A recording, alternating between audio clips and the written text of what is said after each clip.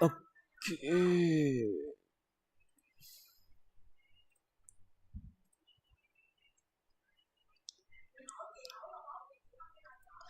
Mitforsen.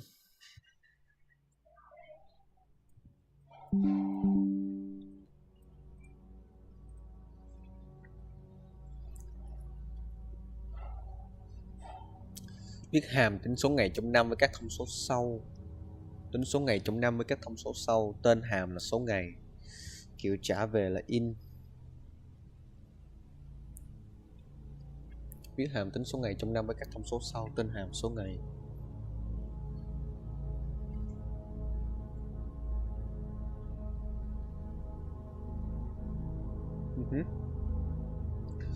Làm tên hàm, nói chung là bài về hàm.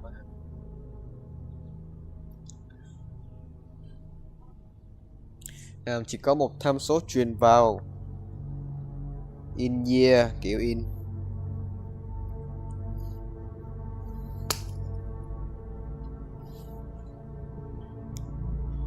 Còn tính xem năm nhập vào có ngày, có bao nhiêu ngày. Tính xem năm nhập vào có bao nhiêu ngày. Return ra kết quả. Năm nhập vào có bao nhiêu ngày. Năm nhập vào có bao nhiêu ngày. Một năm, ý mày là một năm có bao nhiêu ngày? Ủa, một năm tính số ngày trong năm với các thông số sau. Motherfuck, số ngày trong năm. Một năm lúc nào cũng chả có 365 ngày. Nói cục cất gì vậy? Nói cục cất gì vậy hả?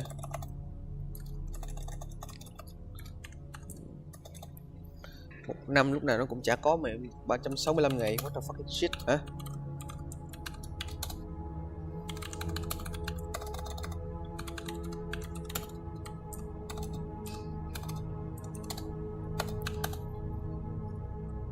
Using by STD.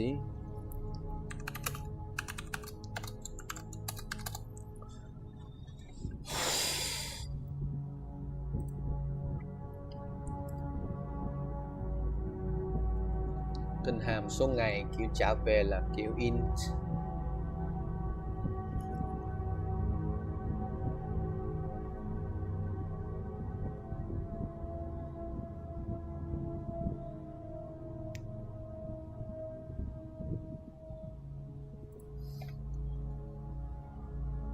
Mỗi năm có 365 ngày mà sao cái này lạ vậy? Tính số ngày.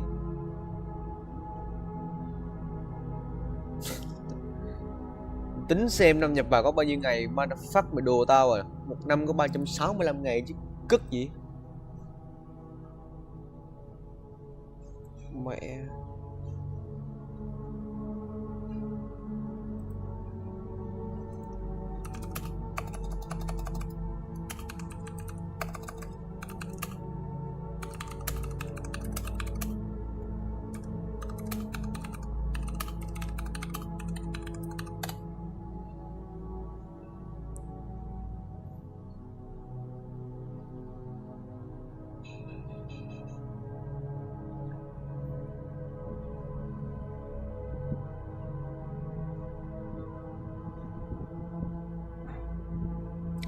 Năm nhuận là năm có số ngày lớn hơn 365 và thường được xác định bởi một số quy tắc. Thông thường năm nhuận có 366 ngày. Tức là năm nhuận, đúng năm nhuận thì mình phải tăng 1 lên. Cái quy tắc phổ biến để xác định năm nhuận là 5 chia hết cho 4 là năm nhuận. Ok. Quy tắc phổ biến để xác định năm nhuận là 5 chia hết cho 4 là năm nhuận. Nhưng nếu năm đó chia hết cho 100 thì nó chỉ là năm nhuận. Nếu đó cũng chia hết thì nó chỉ là năm nhuận. Ví dụ năm 2000 là năm nhuận vì nó chia hết cho 4 và chia hết cho 4 và 400. Trong khi đó năm 1900 không phải là năm nhuận vì mặc dù nó chia hết cho 4 nhưng không chia hết cho 400.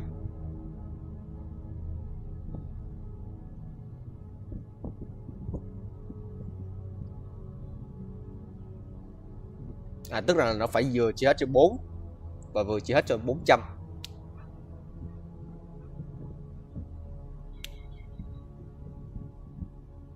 Ok. Tức rằng là có một số năm thì nó sẽ chia hết cho 4 và 400. Nó sẽ chia hết cho 4 và nếu mà nó chia hết cho 4 và 400 thì tức rằng là nó sẽ là năm nhuận. Ok, nói chung là vậy. Ok, đơn giản.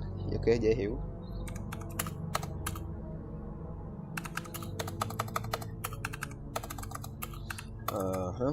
Cộng từ surplus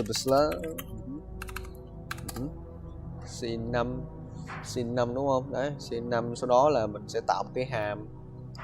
Đấy, sau đó mình sẽ tạo một cái hàm đây. In số ngày, đấy, số ngày.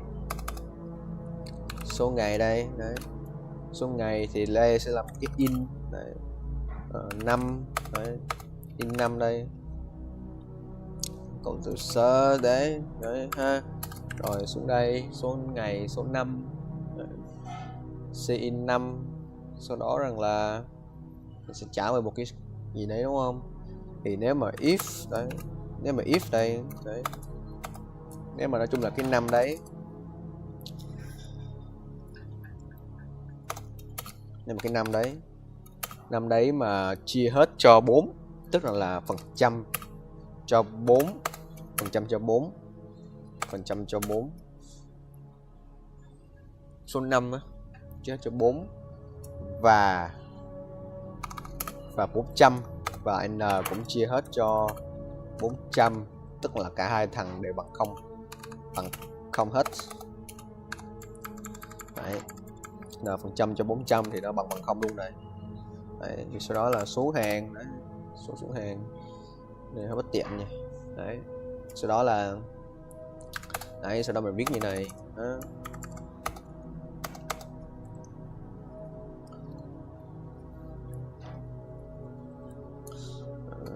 Cậu ta đấy là 400 thì có nghĩa là CL. Nếu mà đây là 5 nhuận tức là 5 nhuận là sẽ 366 ngày. Đây có một số ngày là 366 ngày. Số 5 366 ngày 5 nhuận điều chỉnh cho sai lệch cho những số ngày thực tế.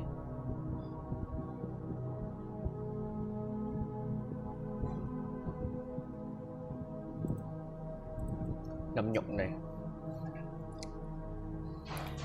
Đấy. CL 366 chấm phẩy. Còn nếu mà else đúng không? LSL tức rằng là CL. Đấy đúng không? CL là 365 ngày đấy, 365 đấy. Sau đó là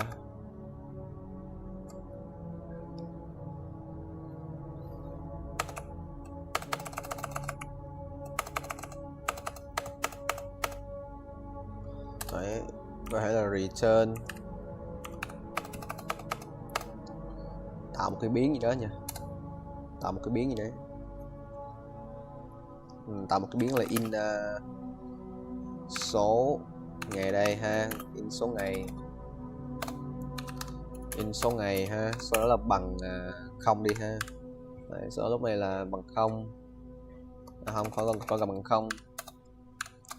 Đấy, nói chung là mình sẽ làm đây, sở CL cũng chẳng cần CL, mình sẽ tính số ngày đây. Đấy, số ngày từ sau bấm sai này hoài vậy bắt đầu phật, số ngày đây sẽ bằng 366.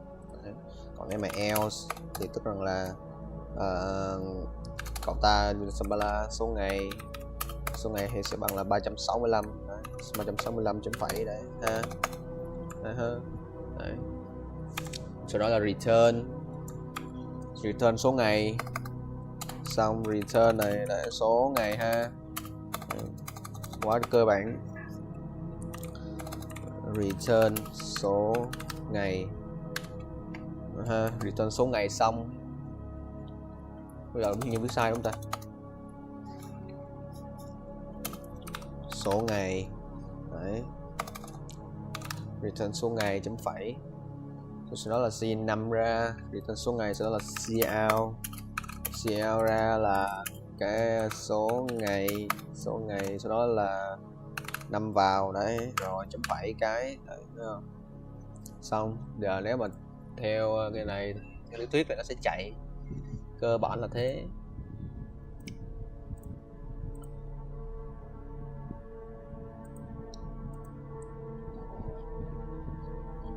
Rồi N nó không biết là cái gì hả? Nói vậy thì chỉ cần sửa lại xíu thôi. 5 rồi xíu nữa em thiếu gì nữa.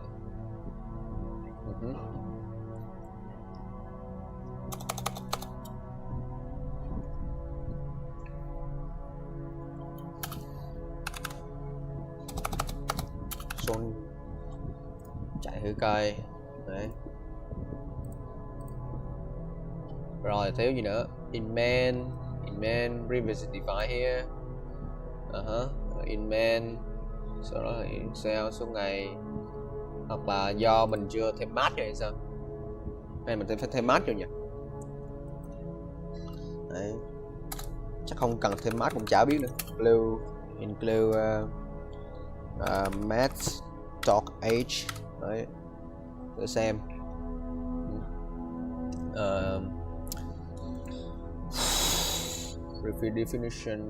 Redefinition số ngày, when nó declare số ngày, when nó declare this scope, do you mean số ngày, when nó declare this scope, in số ngày đây, số ngày đây, nó đây này, in số ngày, return số ngày đây đấy, CL số ngày 5, in 5 rồi, 5 đi vào đây rồi, số ngày tôi khai báo đây rồi mà, sao kỳ vậy?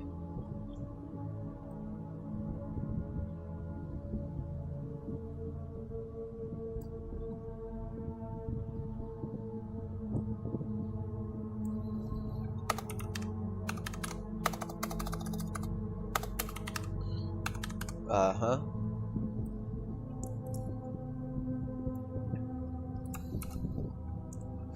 Số ngày đây, về đây. Số ngày đây, về đây. Số ngày đây, về đây. Đây năm. Thử xem lỗi này chắc nghĩ là không có, nó không có gì thay đổi, nó vẫn sai đúng luôn. Redefinition in man. Ý mày là cái gì? Hay là return không lại?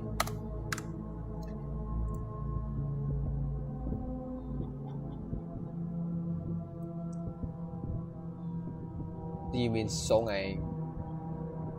In số ngày, in name, in day năm, return day năm.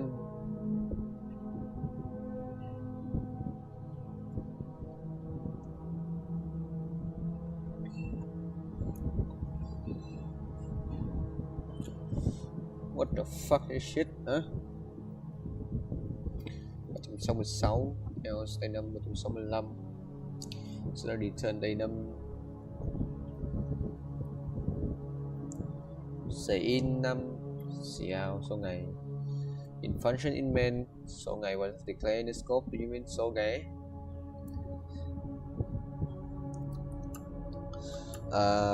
Dude, what the fuck was that?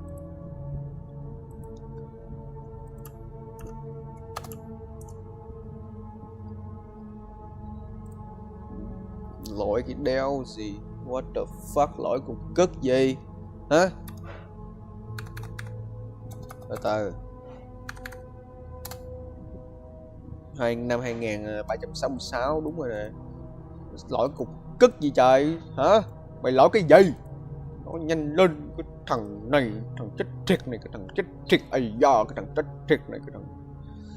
Hay là phải làm đúng cái thằng này. Mày nó phải làm đúng cái thằng ở những cái đề này nè. Tên hàm số ngày. Tên hàm số ngày tức là phải làm nhỏ lại như này à. Số ngày đây. Rồi kiểu trả về là in, ok, in đây ông nội. Hả? Đấy, chỉ vào một tham số, chỉ có một tham số truyền vào là in year. In year. Ok. In year. In year đây, in year của mày đây. Đấy, chắc là phải làm đúng cái đề đúng không? Mày in year. Đấy, in year đây ha, in year mày đây. In year mày đây ha. Đấy, rồi đây năm in year. Đấy.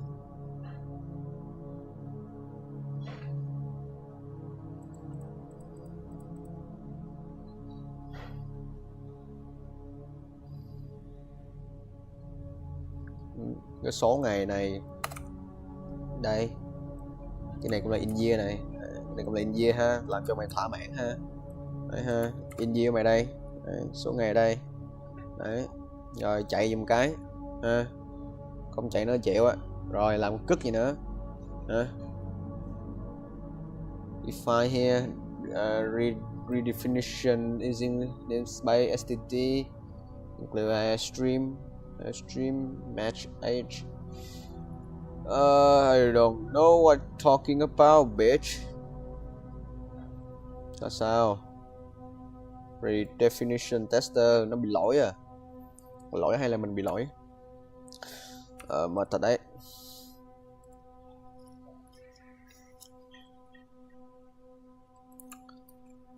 Chọn C, chọn A, code hết, chọn V ra, chạy run tiếp, rồi thử năm 2000 coi. 2366 nó vẫn vậy, nó vẫn là chính xác, cái code mình không hề sai, cái sai là cái thế giới này. Yes sir. Rồi cuối cùng mày muốn tao làm cái gì?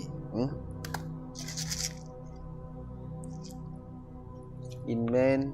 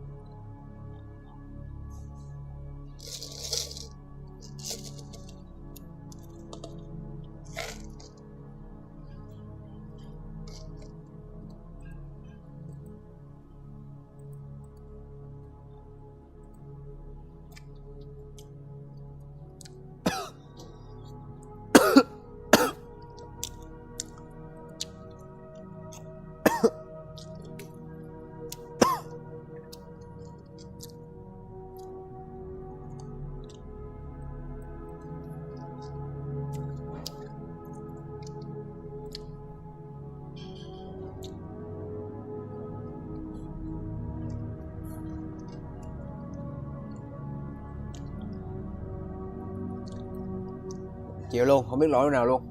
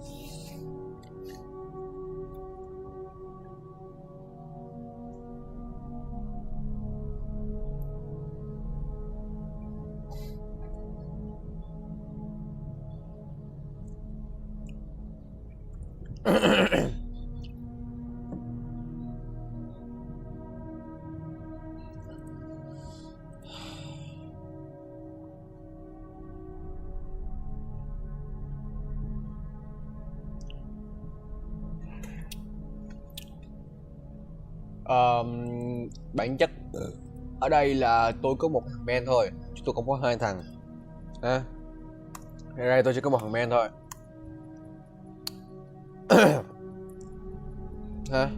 Nói trước đến nhanh nhá. Ở đây tôi chỉ có một thằng men thôi, thì không thể nào có một cái lỗi này được. Previously defined here 26. Ông nội ông đang nói cái cục cất gì vậy hả? Thử coi.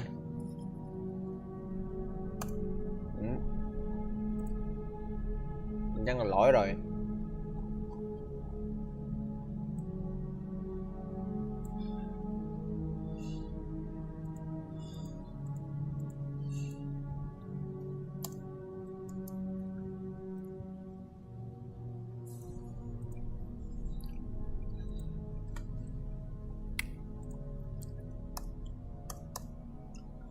Dude, what the fuck? Nó chỉ có một men thôi mà, sao cái gì vậy?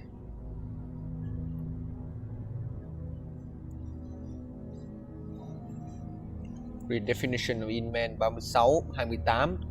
Rõ ràng mình còn chưa tới tận 28 nữa, nó đã kêu là mình đã redefinition in men rồi. Nó lỗi mẹ rồi, web này nó lỗi rồi. Web lỗi à? Xàm thế. Hơi xàm nha trường. Nhà trường là hơi xàm rồi đấy nhé.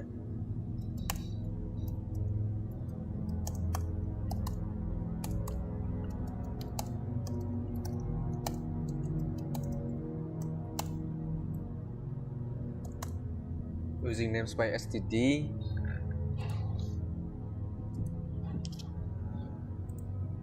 Using namespace std, hàm kiểm tra số chẵn với mô tả như sau. Hàm tên là số chẵn, hàm có kiểu trả về là in, hàm có một tham số truyền vào.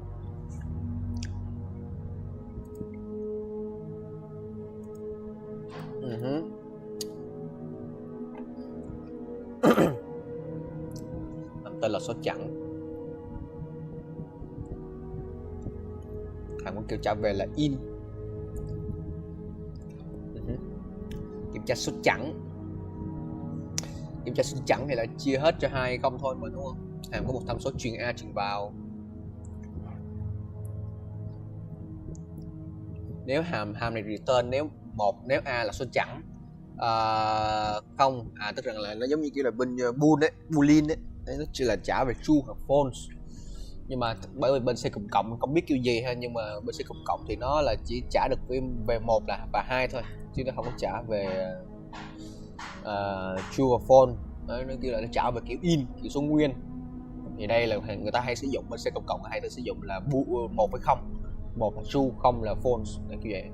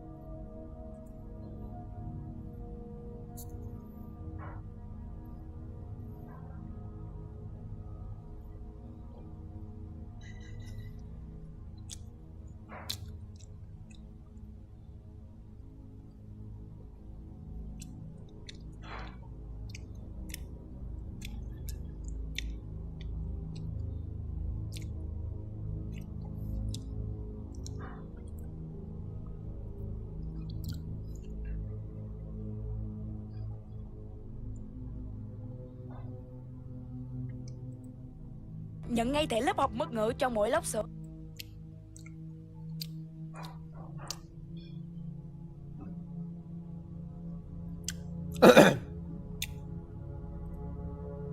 Let's see if this open beta is better than the last beta, because the last beta was terrible. Let's take a peek. Hello? Wait, you guys are both here? No, I think Matt's AFK. Oh, okay. Oh, what? Oh, there you are. No. Oh, they're in the thing. Oh, one's here.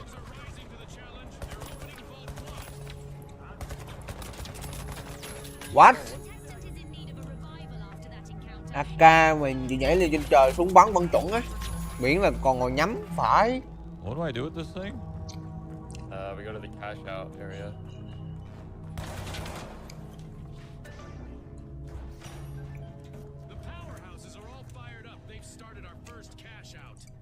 Do we just hold it? Wow, that was kind of sick. Yeah. Oh yeah, you're here. I'm coming in. Oh, okay. I like how they just explode in the money.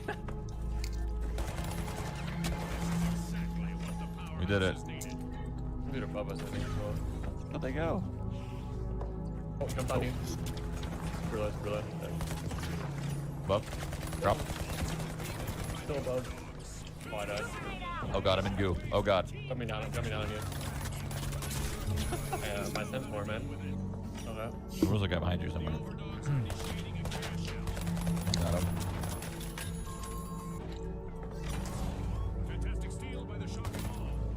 I like Drop on you. Two. We're low. Remember, you can Oh my melee. God, die, bro. Oh, there's a guy way up top with a snipe there. He's got my shit. There's a guy top stairs too. Oh, he died. Never mind. He just. Did you keep your Steam name, or did you have to go to the website to change your name? I think you have to play a game and then it adds your Steam name.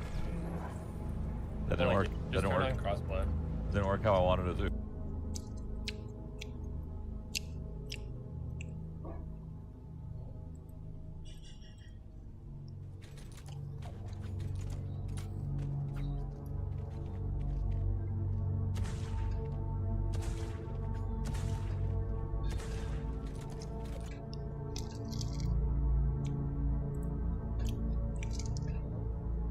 Oh no, we lost a sub.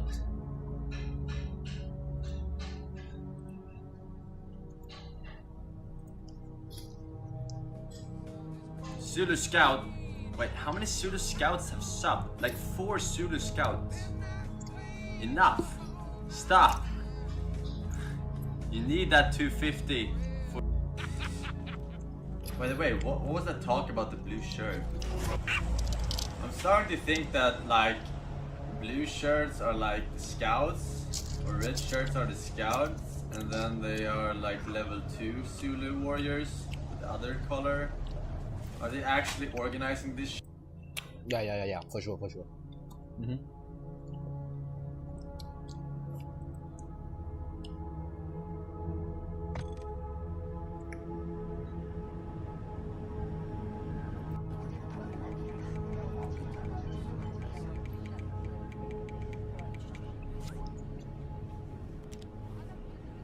عيلة حلوة. شكرا.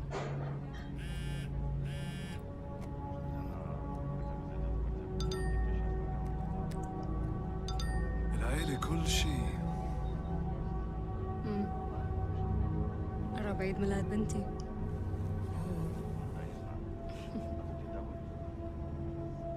بنتك رابية. كيف عرفت؟ ابنك طارق.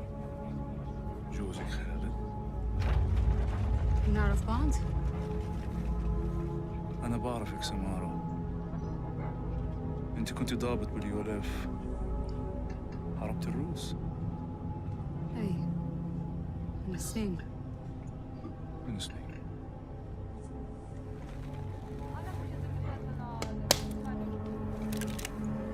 اسمعي ولا تحكي. احنا حنسيطر على الطيارة. حراس الجو طاقم الطيارة كلهم معانا. وانتي كمان. عشان أورزكستان. يلا.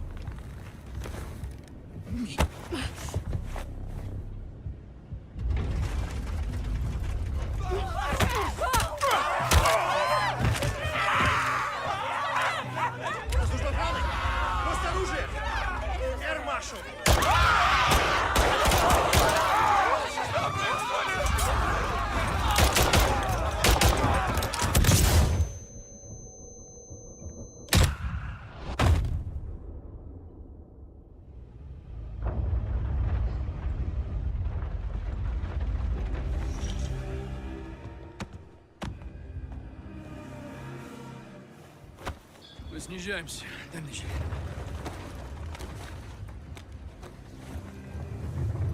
Hello, Samara. You exceeded my expectations today. Do you think you are? This is about who you are, Samara. What is this? History. Get this off me, you fucking son of a bitch! You will be a hero for what you're doing here, Samara. No one will believe you. I am not a terrorist. No. You're a citizen soldier inspired by Farah Karim to fight Russia. You're a freedom fighter. You're Russian. This plane is full of Russians. How could you kill your own people? No, I'm not killing them. You are. Мы ниже 8000 футов, командир. Лео Узбекистане, Самара.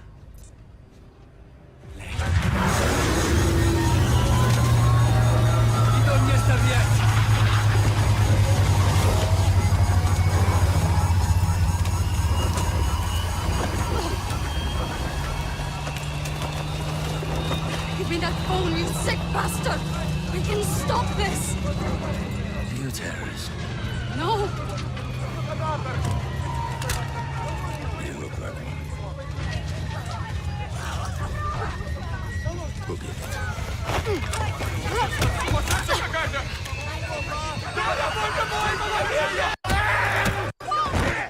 Marty! Give it to me! Give me that! Marty! Give it to me! Give me that!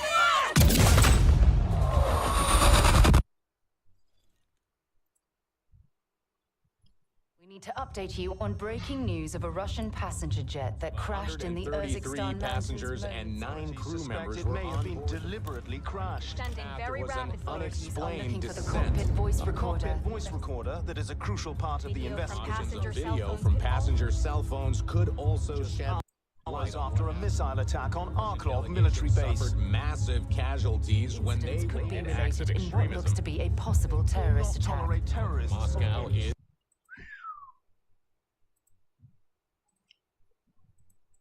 investigating. Intentions haven't been this. This has got Makarov written all over it. He's done more damage in 72 hours than Coney did in 5 years without him. That airliner went down in my country. It was no accident. I need to get to that crash site and prove it. ICAO data shows that it was a flight out of Kastovia bound for Sochi. They lost contact in this region. That's all I need. You'll have to get there before authorities arrive. It's not the authorities I'm worried about. Good luck, fella.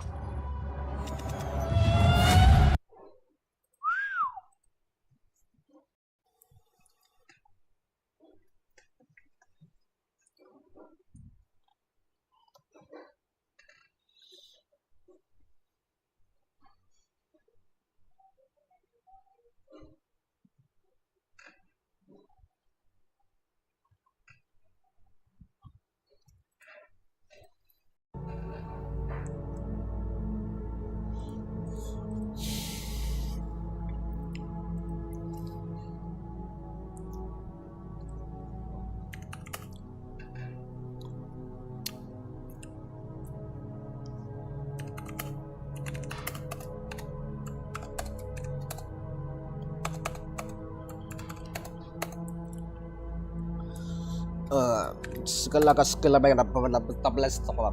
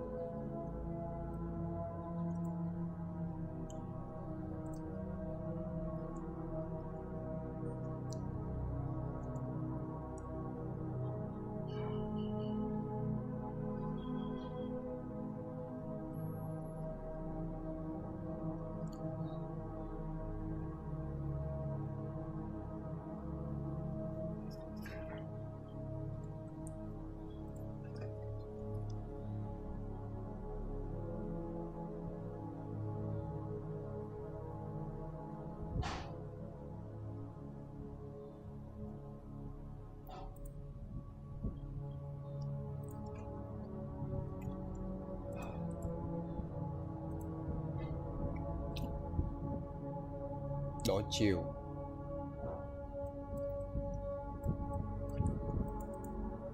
Cái hàm đổi chiều của các đối kiểu chép in hàm chỉ có một. Viết hàm, giờ là viết hàm.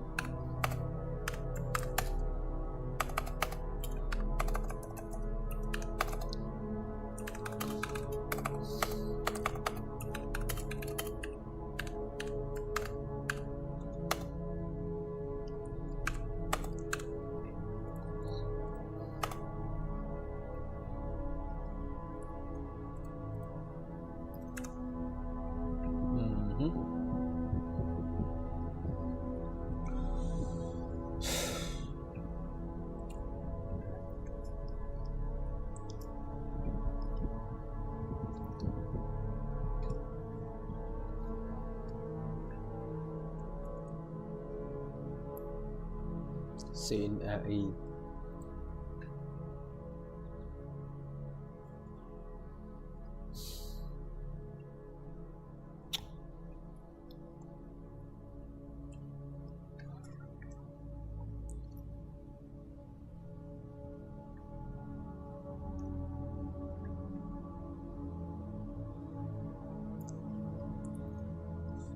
Sin AI.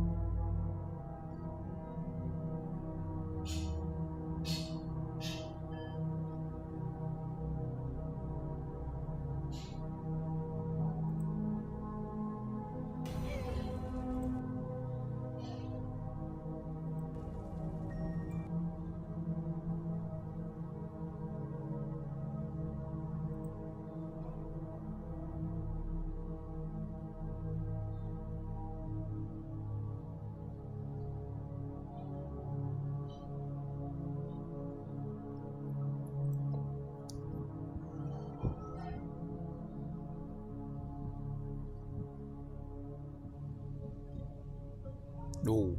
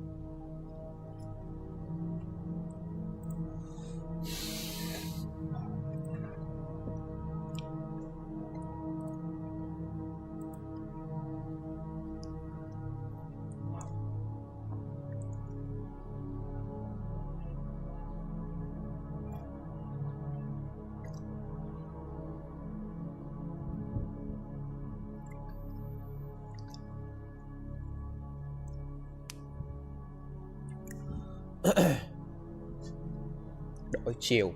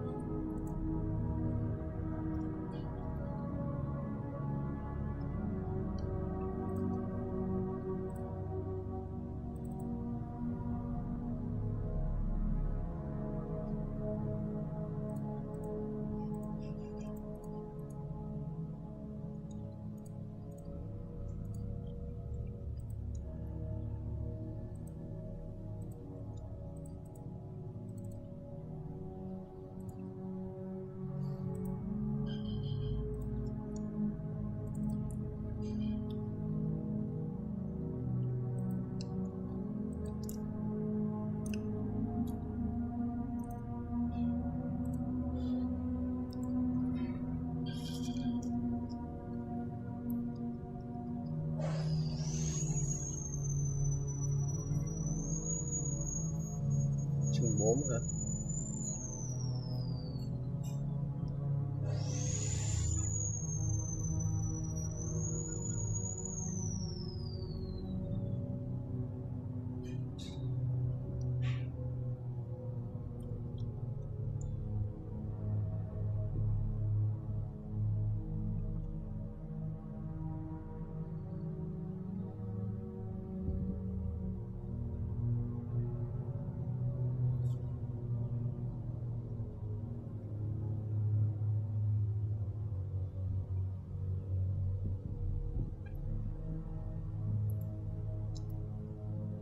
Truyền thăm số vào trong hàm đây, tức rằng là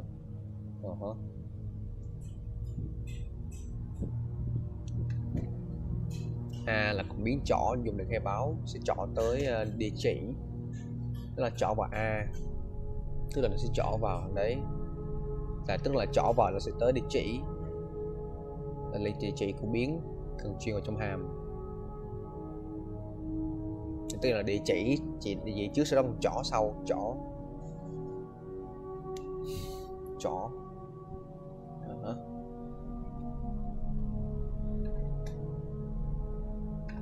chỉ trước sau đó địa chỉ sau địa chỉ, nó kêu địa chỉ trước sau đó chỏ sau.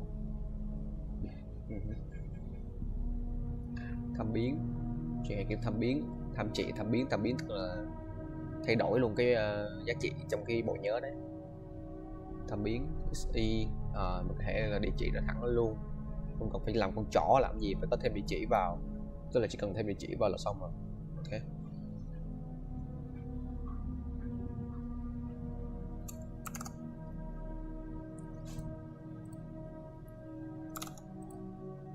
Đấy, void.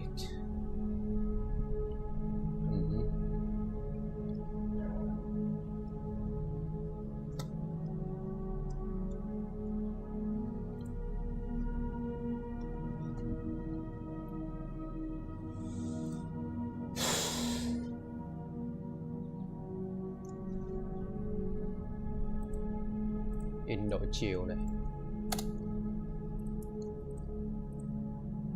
kiểu in in l ha, in l chấm phẩy đấy, in đổi chiều, in đổi chiều, in l đây, đổi chiều in l, sau đó là mình sẽ tạo một cái hàm. Đấy. Đổi chiều các số hạng của n trả return có kết quả. Đổi chiều tức là mình chỉ cần làm một for lại thôi đúng không? Gọi là for lại thôi. In ai chỉ qua tên n kiểu in.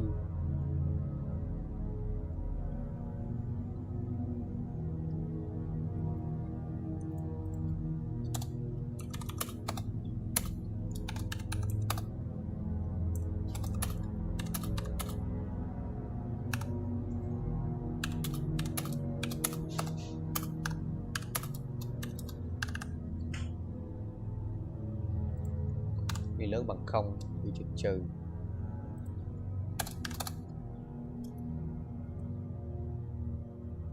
Đấy, sau đó là mình sẽ nhét nó vào đổi chiều đây,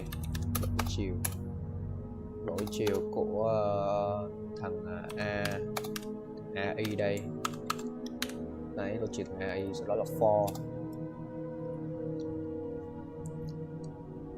đổi chiều AI.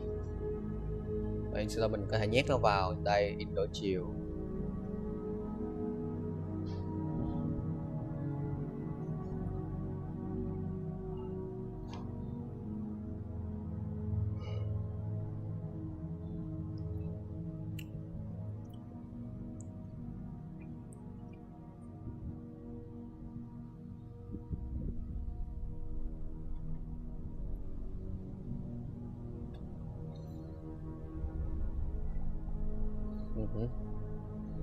In vào, sau đó là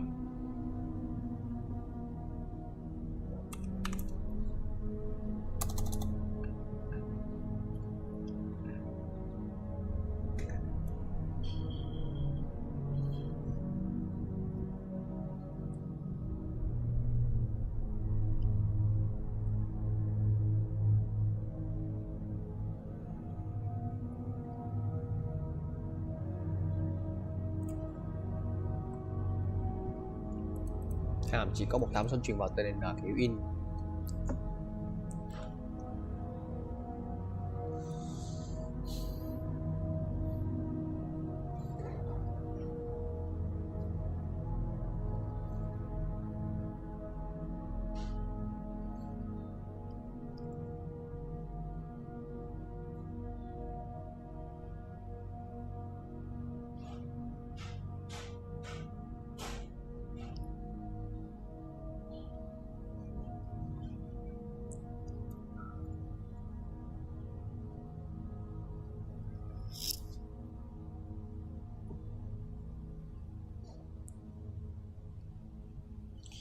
Chiều AI for đổi chiều AI hết.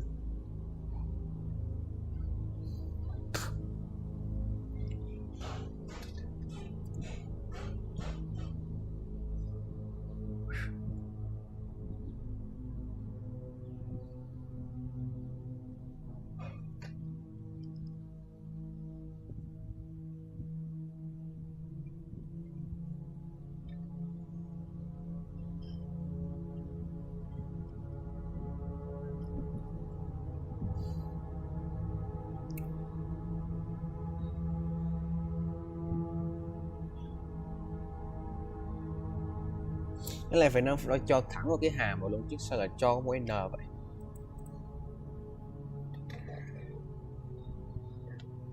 Tức rằng là mình phải nói vậy là tức là mình nói vậy tức là mình chỉ còn cách này thôi.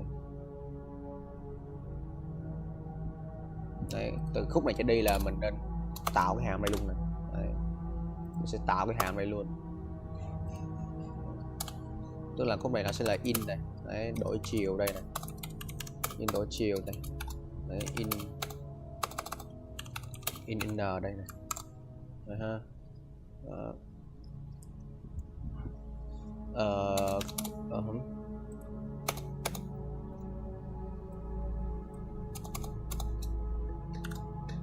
Mà khoan, in xong bọn em biết hàm đổi chiều các số hạng của số nguyên dương n nhận vào.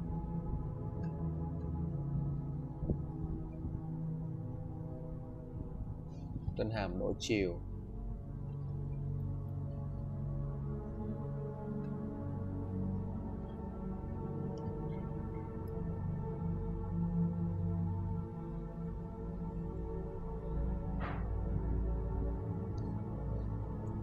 In a n, in y bằng 0, y nhỏ n, y cộng cộng, c in.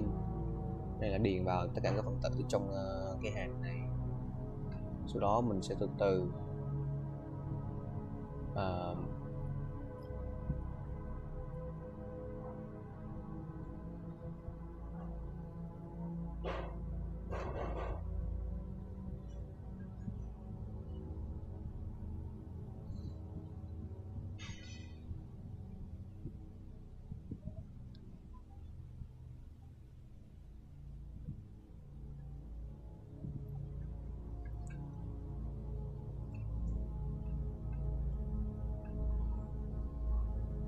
đổi chiều AI. Không phải. Phải làm sao để mình rút từ từ những phần tử ra.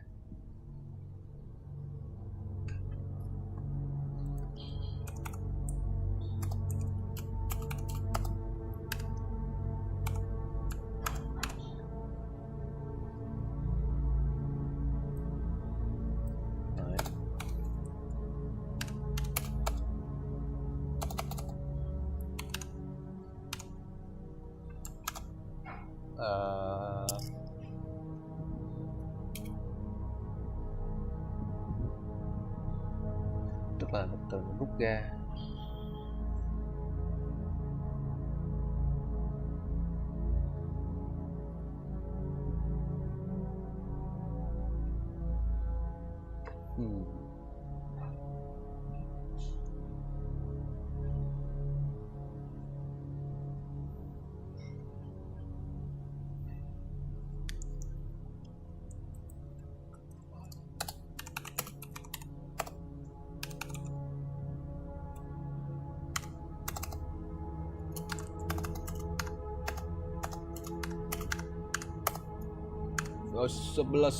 Cái này sử dụng mấy cái mạch lộn ngược lại là nên sử dụng stack hơn, nhưng mà bởi vì đề của mình là nó hơi ảo kích xíu.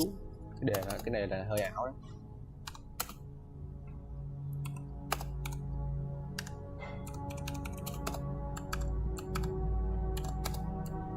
Đấy.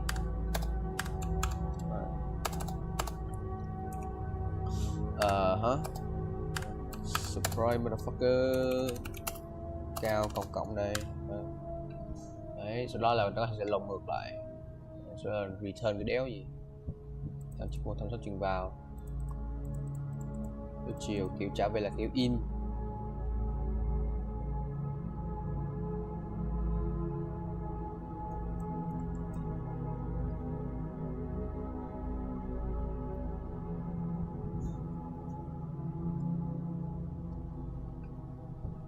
Kiểu trả về kiểu in. Kiểu trả về là kiểu in, tức là nó chỉ có thể in thôi. Cái này là mình làm về hàm rồi, mình đổi lại một cái chiều khác trên một cái hàm khác rồi, thì khi mình trả lại nó không thể nào trả lại kiểu in được.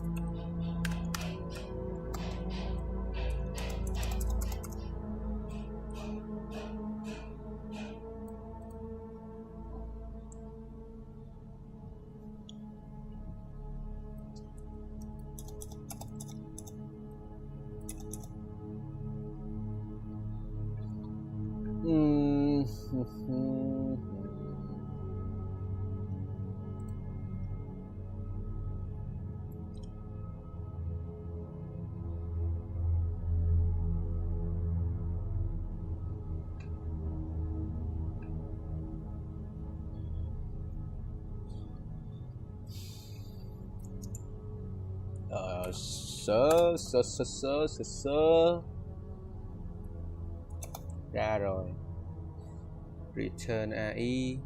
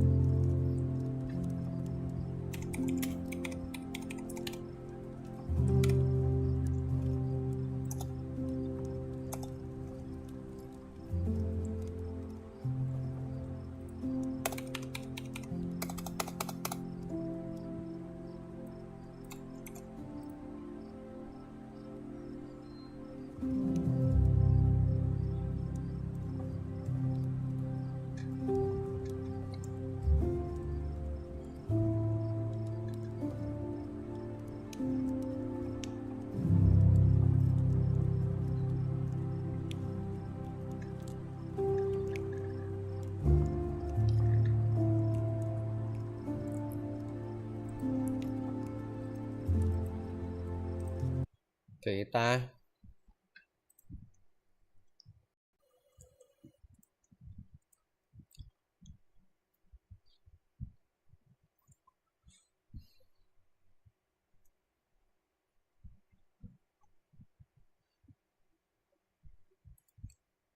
With Valve about CS2, man, they write me in Twitter and they ask me, what the issues? You know what I did? I never answer them back. You don't. I saw Smuya get mad at that. I don't know what my take is on this. Smuya said he should have answered. I don't know, because he is kind of right. Like, every pro makes tweets, no? They just have to, like, look a little bit for it. I don't know. You know what I did? It's not his I job, never man. answer I mean, them back. kinda is. I don't know. You don't see the. An issue? What? You don't see it? They ain't gonna be ready for this now. They ain't gonna be ready for this now. Recently, there's been an abundance of hot takes being made about the state of Valve's newest release on Twitter, Reddit, Twitch, probably even a random coffee shop. Twitch. Dog. What the f does that mean? Probably even a random coffee shop in Copenhagen. There's never really been a shortage of people needing to share their godforsaken opinions, but believe me when I say that there currently is a lot more than usual. These takes range from good to bad to downright terrible. You probably find yourself slamming your head against the desk trying to figure out how anyone can come up with something so Dude, why is he playing with the most wildest crosshairs in the back? What is this? It's so big. Numbingly stupid. So today, I have the displeasure of doing it for you. Our first take comes from Twitter, where pretty much anyone with 50 or more hours in CSGO had their hand in the basket of hating on Valve for engagement. This user made a 4chan green tech style post saying Valve created the most popular multiplayer game on the planet with a stable fan base. Then Valve updated the game to a new engine, lost a large part of their community, and a great game was ruined, losing Valve millions of dollars or players. I'm not really sure which one they meant. Now, not everything here is incorrect. I'll give them that. And I don't want to nitpick their word choice as the first counter argument of this video, but that's exactly what I'm gonna do. They say CSGO is the most popular multiplayer game on the planet. I know they got to this conclusion by Googling most popular multiplayer games because Counter-Strike is the first one to come up. So let's just get it straight. Counter-Strike isn't even the most popular PC game in the world, thanks to CS knockoff Crossfire and League of Legends because of their extreme popularity in Asian countries. But I'm just being an asshole because obviously CSGO is globally recognized, and that's true. The case being made that a large part of the player base can't run the game, however, is one that I hear a lot, and I don't know how true that really is. I haven't played on a laptop sitting on my couch since I was like 14, so I have no choice but to believe other people when they say that the game is a lot slower now, and I'm sure it is. But I'm certain that it's not nearly as unplayable as some of the comments make it out to be, because you can still get hundreds of frames on low settings, which a large majority of the community use anyway. If you are Do you think low FPS is a problem? It's just always hard to take away, you know? People will always be mad. They always want more, but never less. But then again, you're getting a lot of other things, you know? You're getting a nicer looking game.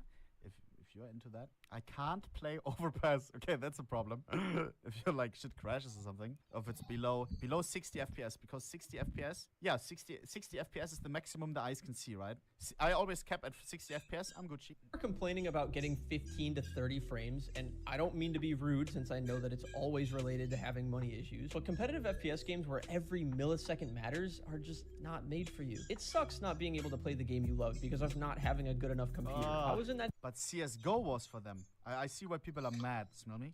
situation for a long time growing up, and it really sucks the fun out of gaming that way. But there are plenty of other amazing games made for low-end computers if you actually try them. And there's no reason for Valve to still be using an engine from 2004 because some people still have hardware from 2004. You aren't being asked to have a $2,000 computer with top-of-the-line hardware to run the game. But if your computer can't even hit 40 frames on this game, then you're probably not going to be playing many games on that machine anyway. So why is it still Valve's problem to make the game look better and more modern while also allowing it to run on a $300 Lenovo laptop that you got from Amazon? It's not Valve's fault that little Igor Vladinsky from Belarus has an Intel Pentium and Bro, chill. Oh my god. You already know that there's 100% one of the people that watched this video, like, named Parentium with an Intel Parade, blah, blah, blah, blah. And he is right now, oh man, he is not happy. 64 megabytes of RAM. I committed a cardinal sin by instigating an argument on this post about how some people are writing hate threads and saying Valve failed, as if CS players weren't literally begging for Source 2 for like the last 7 years. Yet Valve are still stupid for releasing it. The game isn't even close to perfect, but if Valve delayed this release and nobody was playing it, then people would be more mad that CS2 hasn't even come out yet. Someone had the gall to respond to me saying only a small amount of players were asking for this, and that I should get over myself. At the moment of this reply, I have over 7,000 hours in CSGO. I was playing it casually. I feel like they could have delayed it, bro. We are so used to Valve saying it's gonna happen then, and then it happens never, or like a year later than planned or whatever. Didn't have to be this summer, you know? I feel like the one time they actually tried to, maybe they wanted to set a mark. Hey, we're as well not just shifting games, we're as well shifting maybe like how everything works, like boom, we're on time now. I feel like they could have given them more time, I don't know. There would have been some normies mad, some like maybe Twitch streamers who never play CSGO and are like, isn't the game supposed to be out? But the CSGO fan base wouldn't give a shit, huh? I would have done some more waiting rooms. Hey, I would have wished it was a little bit more delayed. When it released, and I was around for nearly every major... I missed the waiting rooms with Arrow. changed to CSGO onwards of 2015. Believe me when I say that I know for a fact that every Counter-Strike player under the sun wanted Source 2 to release. It is truly baffling to me how some people can be this wrong so loudly and will still get support because everyone just loves hating on stuff together. There is an overwhelming amount of people who agree with tweets like this, and they'll say stuff like CS2 was the biggest corporate gaming fail since Battlefront 2. This is insane. Listen, I'm not gonna sit here and in good faith act like the state of the game right now is any good, but let's not entertain the idea that CS2 is somehow worse than having a developer create the most disliked comment in Reddit history because of how hated the game was. Most of you can't even honestly tell me where CS2 released on this player count chart. If CSGO is a game played mostly by people with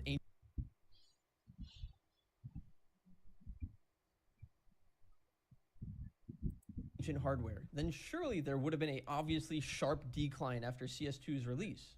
It's right here. Player count is shakier than usual, but it's still getting a very consistent amount of players like before. This huge spike here was when Valve said that they I feel like some people did leave because if the number stays the same and new people joined, old people left. They were going to start inviting more people to the beta, and the players thought that they would get invited if they played a lot more matchmaking. And even though there was a small drop a few days after the release of CS2, there was still more people playing at this point than in July and not much less than August. I literally have no idea where this stigma that a majority of CS players can't play is even coming from. For the sake of clarity, I want to take you back to the release of a sequel that came out in 2012. Let me know if you recognize this website layout. The general consensus of this game was that it sucks. The players and fans hated it.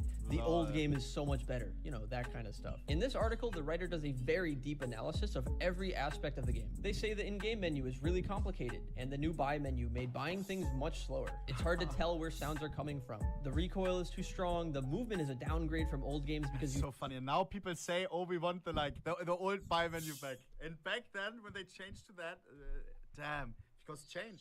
As well, there were pros who said, hey, we gotta get rid of mollies. Pro players feel sluggish and slow, like you don't have control of your character. And on top of requiring much better hardware to run the game, it's sometimes extremely hard to notice things around the map. You can take nearly every aspect of this article and assume it was written about Counter-Strike 2, but it's not. It's talking about your beloved CSGO. And everyone at the time hated the idea of CSGO replacing COD 4 was Hey, COD 4 was a nice game, but calm down, brother. In famous games, CSS seems so much better in terms of gameplay. Bullshit preview, all preview It's just for kids, this game, while trying to make its market, not its gameplay or recoil or weapons. It's almost scary how similar these reactions are when compared to the ones made about the same franchise 9 years later. The writer at the time, one of the founders of HLTV, at least acknowledges that it's important to recognize that this game still has a long way to go. And a long way is exactly where this game went. The next couple of takes come from Reddit, where this user believes Valve to have fumbled worse than Blizzard. That's crazy. Bro, Overwatch 2? I'm not gonna say it. With OWL, and then removed one player per team in the sequel. Can you imagine if Valve added or removed a player per team? Can you imagine how awful solo holding Beyond Mirage already is, and then Valve takes away your mid player? Just making sure though, you meant the same Blizzard who promised that Overwatch 2 was gonna have a PvE story mode with tons of lore and character progression.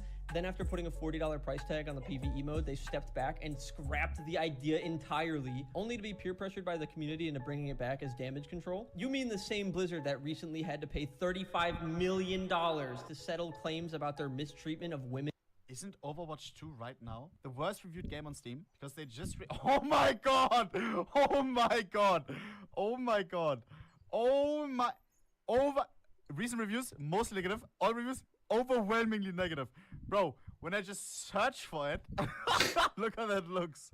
1 out of 5, which is 2 out of 10. Jesus, that is terrible. And sexual assault allegations they have every month. That same Blizzard who just a year prior had to pay $18 million for those exact same reasons. There is no universe in our seemingly infinite galaxy where Valve can somehow be worse than Blizzard. This take belongs in a psych ward. Another user from Reddit made a post titled, "Does anybody else find this worrying?" Basically saying everything is worse and Valve has not acknowledged any of the criticism. They used an example of the Michael Jackson movement bug that went around for a while where your character would awkwardly lean forward, and this user angrily claims that Valve, quote, only changed their fucking Twitter banner. I want to say that firstly, the Twitter banner thing is pretty funny. Valve patched the bug on the 12th of October while this Reddit post was made on the 13th. Literally a day after the bug was patched, they are still complaining about Valve not doing anything to fix it. One absolutely major thing that Valve did wrong was get rid of CSGO. And I 100% agree that it sucks that I can't play that game ever again. But my conspiracy theory for why they did this was to avoid following the same path CSGO did with how long it took before people actually started playing it. I don't know if everyone knows this because it was obviously a long time ago, but not everyone was immediately on board with CSGO and preferred playing 1.6 in source. And this meant that CSGO had less people who cared about fixing bugs and making positive changes. So by forcing other players to essentially bug test CS2, it will get fixed and optimized significantly faster than if nobody played it in favor of the older version. Again, don't get it twisted, I really don't think that CS2 is in a good spot right now, and it does need a lot of fixing. However, I believe this negative reaction is being blown out of proportion. In the middle of making this video, I saw a clip of a professional match posted to Twitter with the caption, "Nah, this is a Valorant round. The game looks childish compared to CSGO." I just want to say— I saw this. Are you dumb as hell?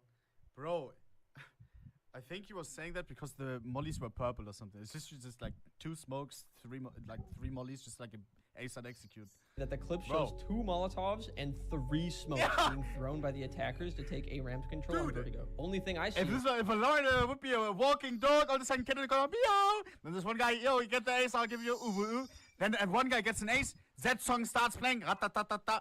Bro, there would be so much jizz on your screen, the blue one, the ultimate, or I don't know. Rocket launcher, one guy boosted up here, rocket launcher, zack. Bruder, are you fucking 2 smokes, 3 mollies? Are you kidding me? In this clip being different from CSGO is the smoke being breached and the noticeably brighter graphics. But what about this clip even remotely looks similar to Valorant? Why are we doing this?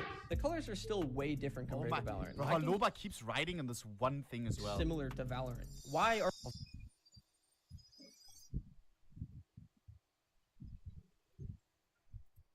Bro, he found out so late that this one person from Valorant worked on CSGO maps. He found it out like 3 months after people talked about it on Twitter, and then he kept writing it. Are we doing this? The colors are still way different compared to Valorant, and I can give you 40 examples of more complicated utility for site takes, and all of them come from CSGO because professional players have optimized their games so much that a well-timed execute like this looks almost impossible to counter. Even the official Team Liquid CSGO account agrees with me that there's nothing unusual about this clip, and that automatically means that I'm right.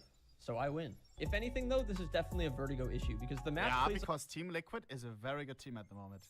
like shit sometimes if you're being anti-straight. If you allow me to, I'd like to show you some actual good things about CS2. And I promise this isn't propaganda and I'm not dick riding Valve. In CSGO, you had to have boosted 4 players to see heaven from a boost like this. And if you think this is overpowered with only 2 players, then you would be happy to know that FaZe actually lost this round. Another clip shows Twist using the new grenade feature to breach a smoke to bait out the attention of the CT behind. Then uses a distraction to take down 2 defenders on A. This shit is so cool, man. I love how much innovation the top level play has seen over the years, and now CS2 creates ample opportunity to do even more than before. If you are upset about these changes, then you are actually a tiny little baby and need to get over it. I've seen verified Valve employees talking to the community to figure out how to make appropriate changes, and the game is getting consistent updates, which has never happened before. The game honestly doesn't feel that bad. Yeah, I notice it doesn't feel exactly the same, but let's just take a moment to realize how difficult creating an exact one-to-one copy of a game using a 19-year-old game engine as a reference. I think they did a pretty good job thus far, and even though the hitboxes and the subtick changes tend to bug out here and there, the game still functionally plays the same, and you can see examples of this if you watch the first ever CS2 professional LAN. If the game was truly in such a bad position as the haters seem to suggest, then this tournament would not even be possible, and you would see pros boycotting the game, because if there's anything that I know about the— I am Sydney. We will watch the playoffs only.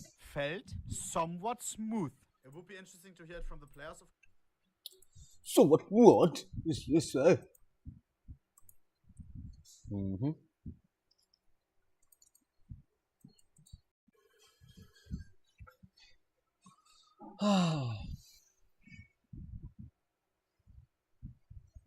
Nên y bằng 0, y nhỏ số lượng, sự in AI, độ chiều AI.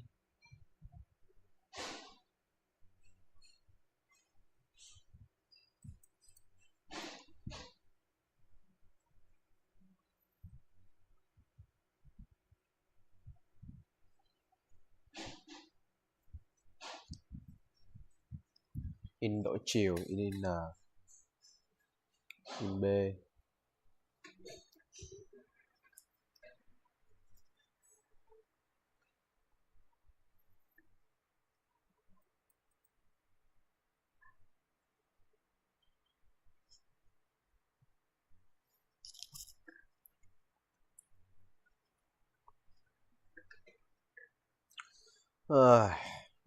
Cây đầu thế nhỉ. A số lượng. Khi mình nhập A vào mình sẽ đi vào thằng này, đi vào xong đấy, mình sẽ làm sao để cho thằng AI này nó đi lộn ngược lại, tức là đi ngược lại đấy, thì lúc đây là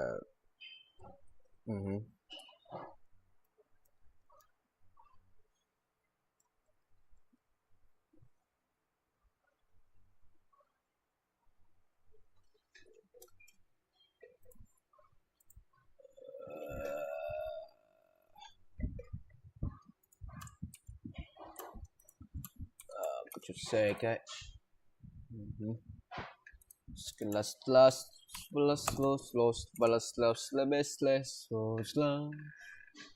số lượng.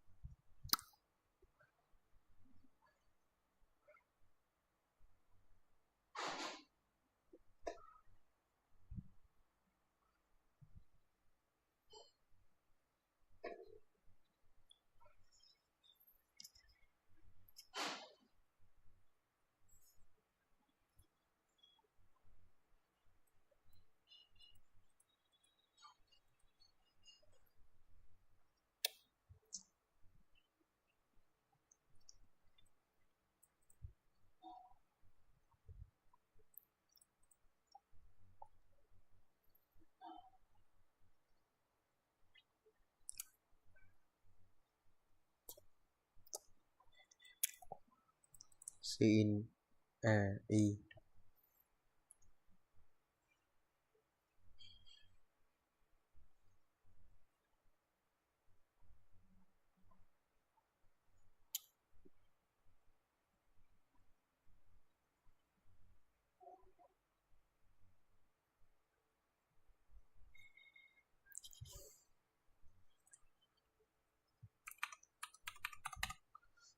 Cúc này có thể là lỗi này.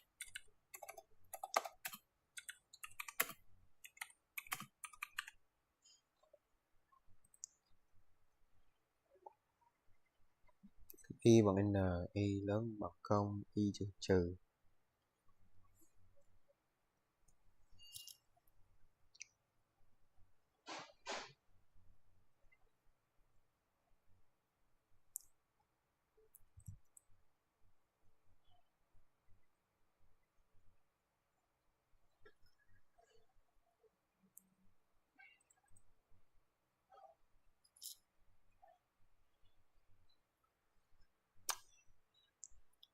Tính đóng gói.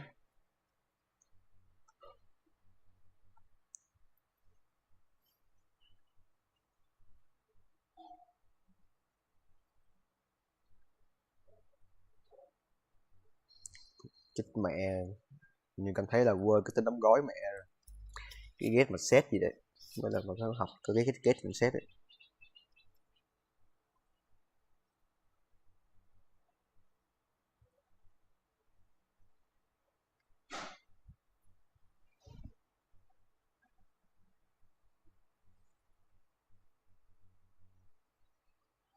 Về số lượng.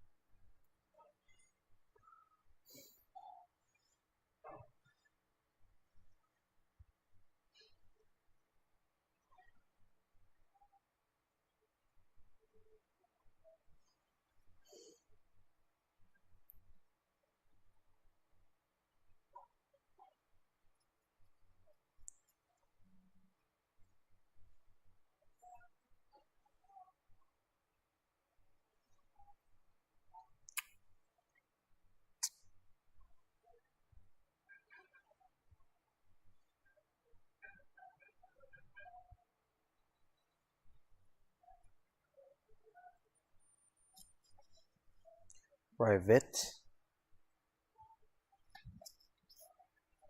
public, private,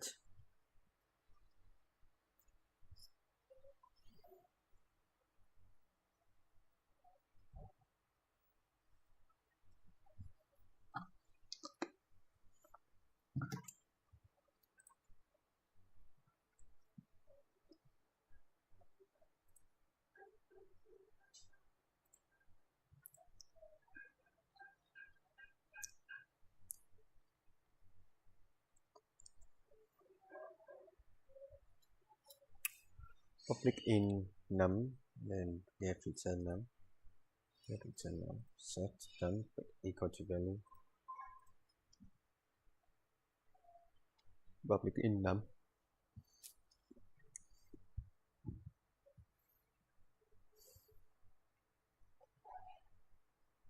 set là nấm bằng value, nấm bằng value, sẽ là public in num bao, get set, get return num bao. Cái này cũng là num bao luôn. Đấy, cái này là cái này sử dụng phép tính toán num bao lên đúng không? Đấy, public in phép toán đây, sau là in num bao, cái này là cái hàm trong class, cái hàng phương thức này trong một class. Ok, cái class cái tên đóng gói học rồi. Ok rồi, num bao set num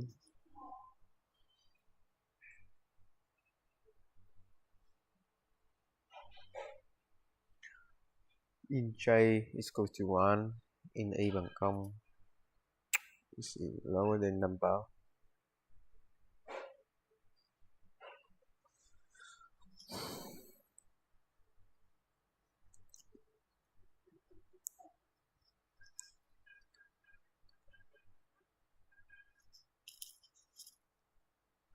Yes, return num bao, set num bao equal to value.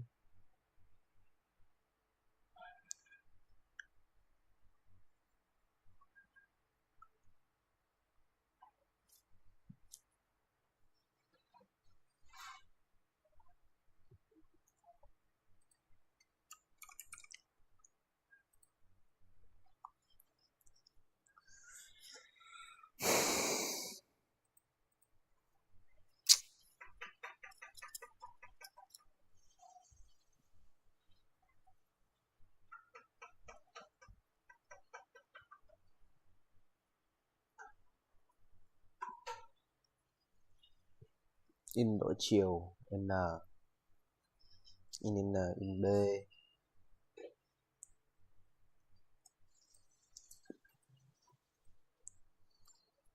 xin số lượng,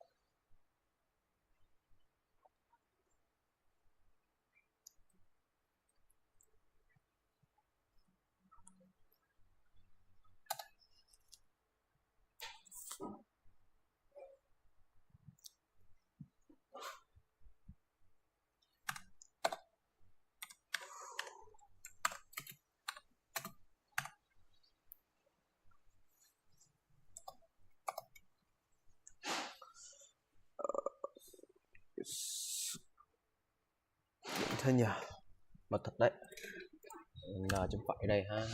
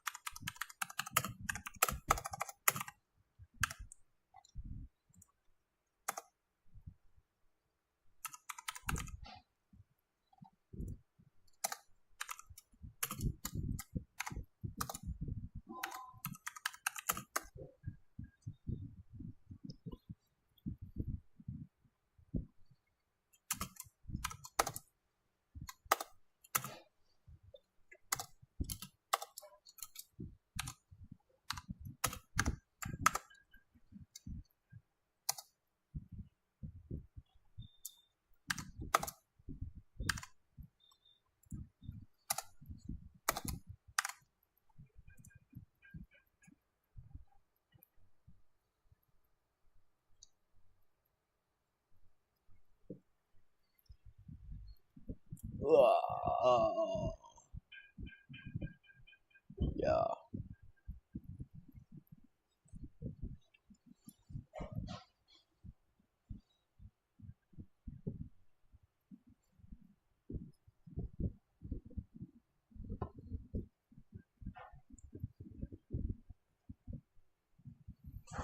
Trời ơi, con mẹ mày phải làm cái hàm á, cái hàm đổi chiều á. Cục kích gì vậy?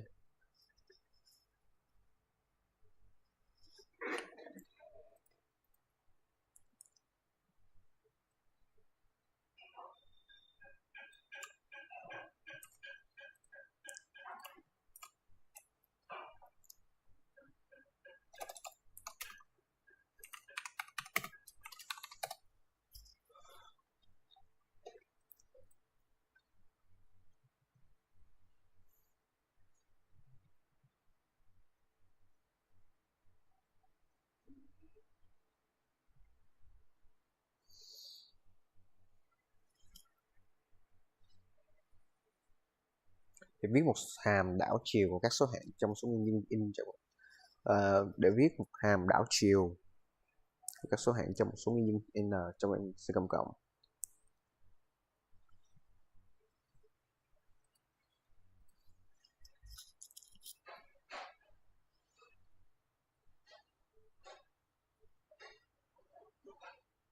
Đây là một ví dụ về cách viết hàm,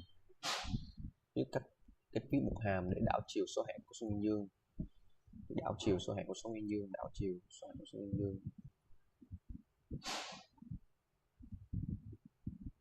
Reverse, in reverse bằng 0 nếu n lớn hơn 0.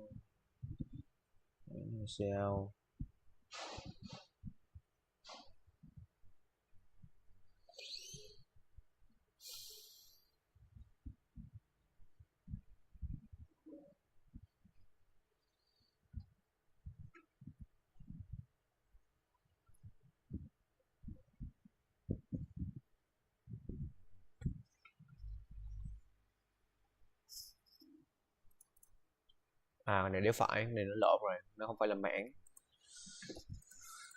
Mình đang muốn ở dạng mảng cơ. Cái mảng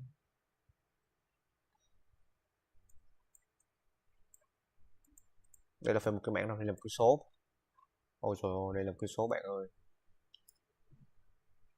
Đây là một con số chứ không phải là một cái mảng. Chỉ kiệt cái đéo kiệt hoài.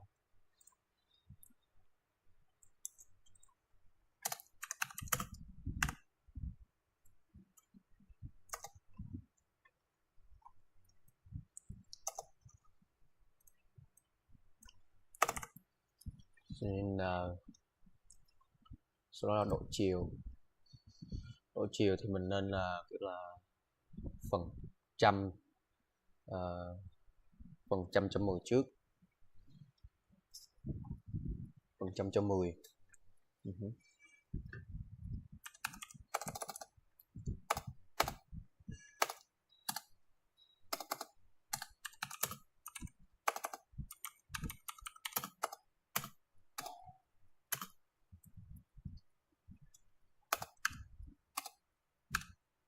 In reverse, độ chiều reverse xong rồi nên là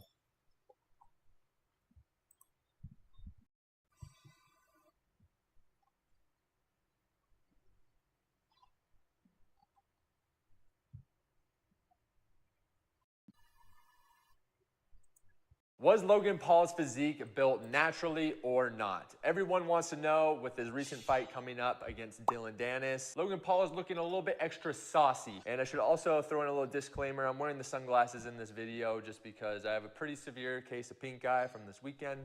So there's that. If you think about it, he's boxing. Should you be building muscle while boxing? No. Now, are you gonna be more shredded, more conditioned, in better shape? Yes. But there is a big difference when you notice a bodybuilder versus a boxer's physique. So for Logan Paul to not only supposedly be getting better at boxing, he is also getting more juicy in the arms, the shoulders, his chest. Everything is growing and showing signs of being not natural. I can say with pretty high credibility and certainty that Logan Paul is not natural. Now, could this physique be built naturally by someone with incredible genetics who was training in bodybuilding? Yes. But did Logan Paul do that? I don't think so. Was Logan Paul's physique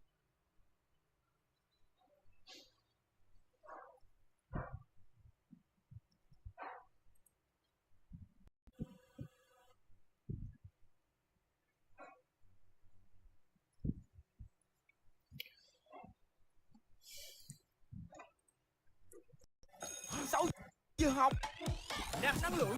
Sau giờ học nạp năng lượng vô. Yes, hả?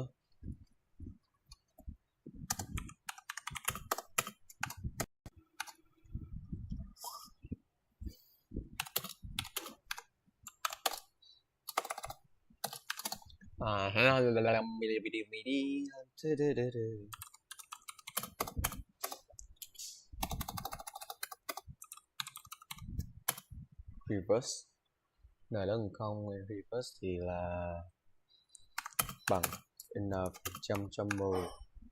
Đấy, n phần trăm cho 10. Sau đấy mình phải update n lên, update n lên. Đấy, reverse n phần trăm cho 10.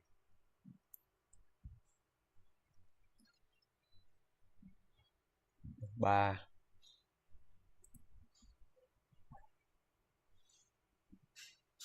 Đấy, thêm số vào reverse là phần trăm cho 10.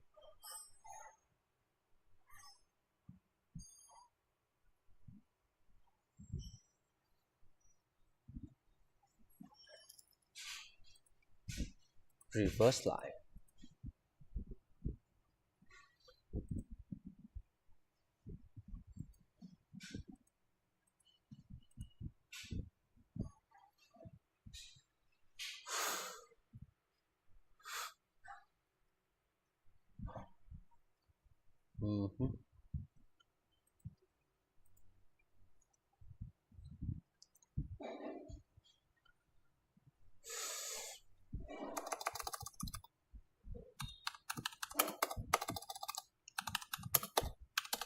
In reverse bằng 0. Đấy, reverse bằng 0. Lúc này thì là 5. Đấy, rất nhiều cái 5 đây. Sau đó là reverse. Sau đó là reverse nhân cho. Đấy, nhân reverse nhân reverse sẽ bằng là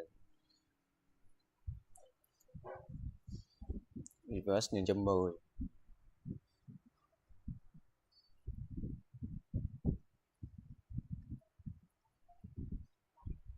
Reverse to reverse in không in digits. Alright.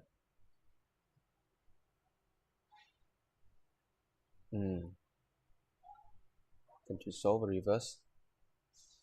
Nếu mà cái cộng này là cộng digit này là cộng 10 lên thì là nó cộng 10 kia chứ có phải là kia đâu.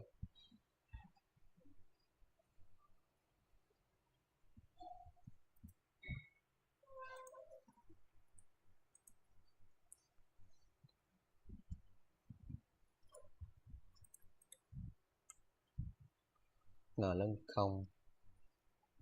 Đấy, cái này là in 5 này, in 5 n phần trăm cho 10 in reverse. Reverse thì sẽ là reverse nhân cho 0 và sau đó là cộng cho nhân cho 0. Không, nhân cho 10 chứ. Sau đó là nhân cho 10, reverse cộng nhân cho 10. Đấy.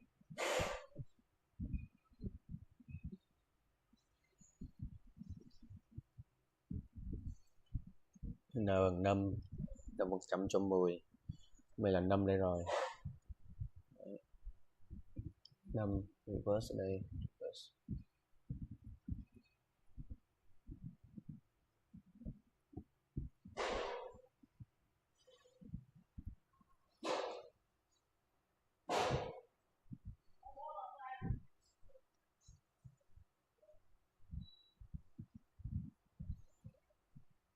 chia cho 10.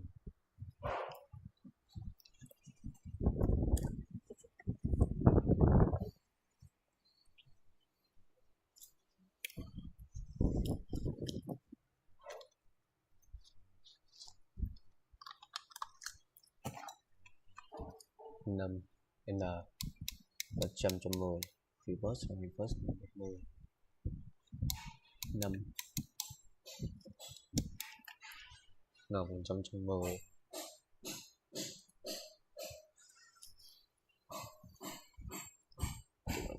2, 3, 6 chia cho 10 thì sẽ là 100 cho 10 nó sẽ dư 16 đây.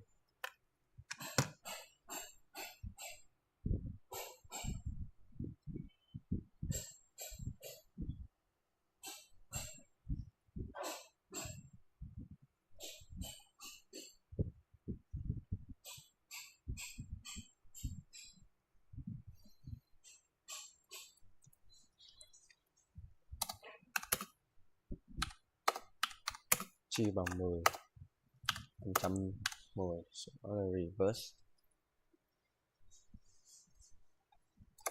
bằng là 5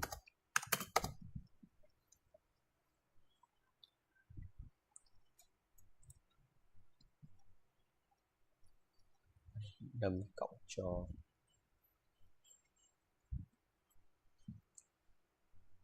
5 cộng cho n. Đấy. 5 cộng cho n reverse 5 cộng cho n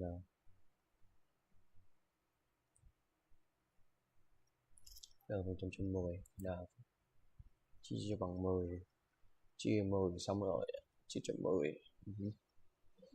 5 cộng n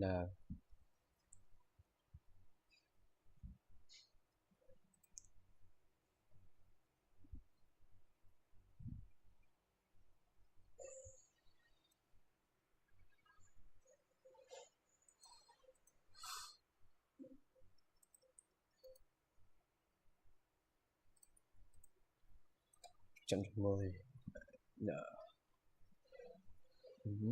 reverse sẽ là làm nhẹ đến khi nào mà kia thôi, đúng không? Sau đó là nó sẽ là return reverse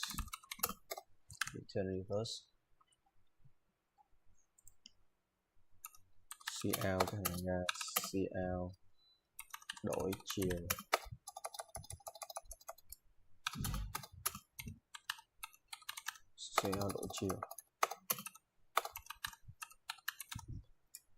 đổi chiều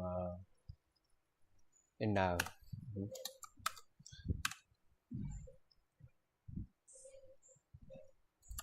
Ctrl A Ctrl C thôi. Ctrl A V đổi chiều run được không? Nhập chính C in chấm phẩy này, câu này đấy C in chấm phẩy này ha. Expected 20 in chấm phẩy đây ha. Run đấy, giờ chạy được rồi, tức rằng là giờ 2, 3, 4, 5 C 4, 5 1, 2, 3, 4, 5 2,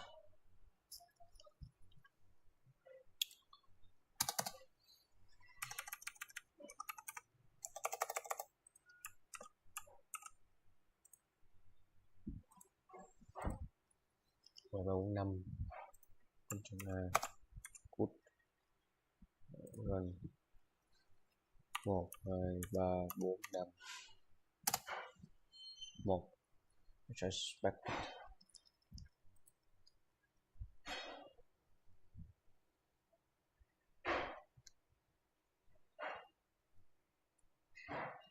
reverse nhân cho 10 có digits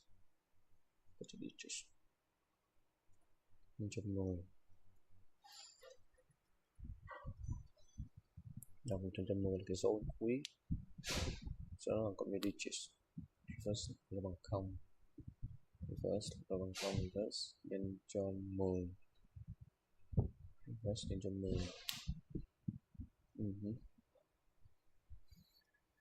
reverse nhân cho 10 không cái này digit nhân cho 10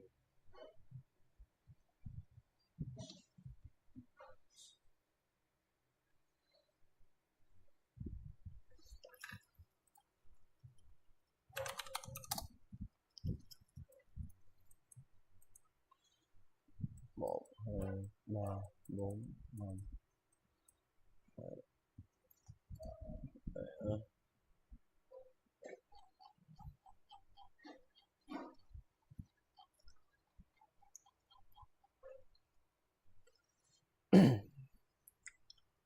đọc 110 mỗi 4 5 đây n có 110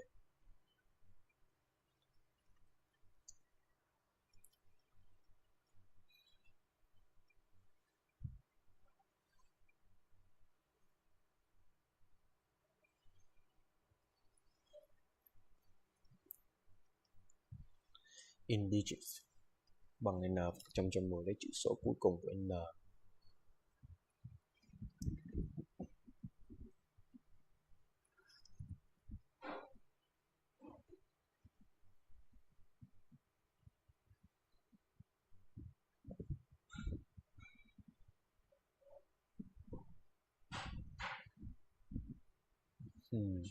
Còn 110 lúc này là digit sẽ bằng 110 digit sẽ bằng 5 digit sẽ bằng 5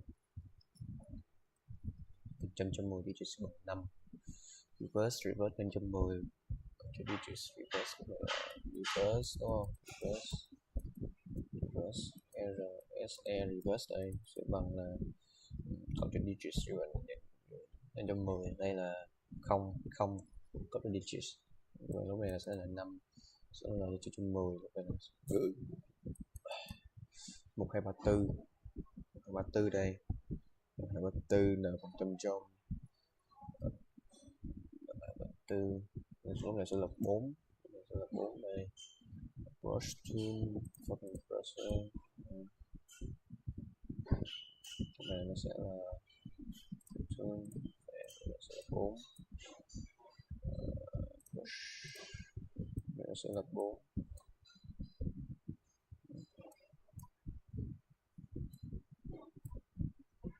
này sẽ là 4 cái này xong rồi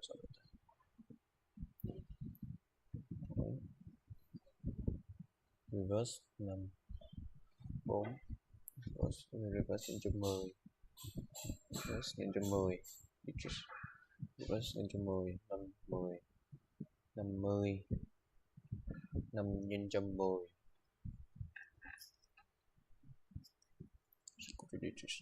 50 cộng 4 54 50 cộng 4 54 ok hiểu rồi 50 cộng 4 54 digits 123 lấy số 3 digits số này là số bằng 340 tức là nó thêm một cái kiểu là thêm không làm sao để nó cộng lại.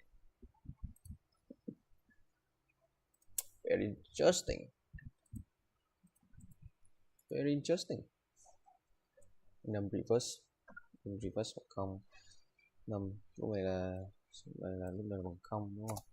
Đấy, thì lúc này là sẽ là lúc này là số này sẽ là reverse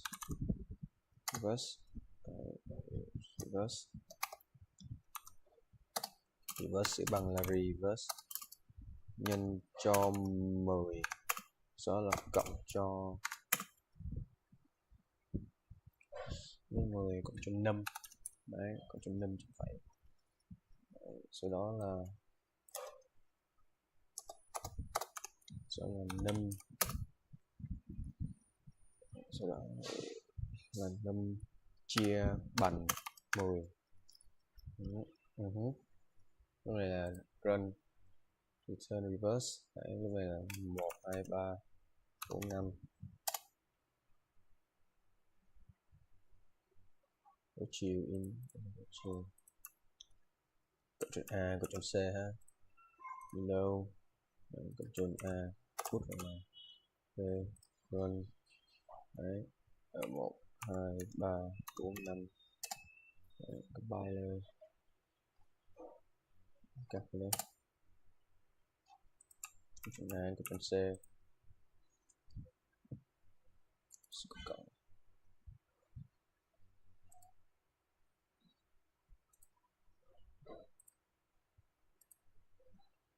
Cộng. Ctrl A, cút ra ngoài, Ctrl V đây.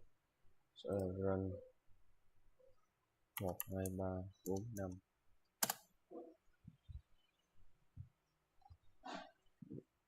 Reverse bằng không.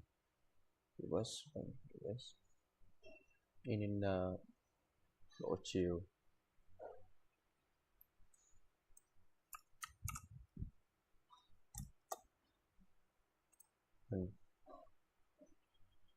CL độ chiều. Return reverse. Reverse chẳng phải. Thứ 10. CL.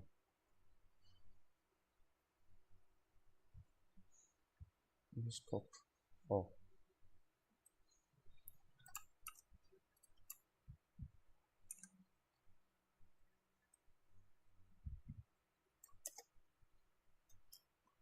Rồi. CL chỉ 1, 2, 3, 4, 5.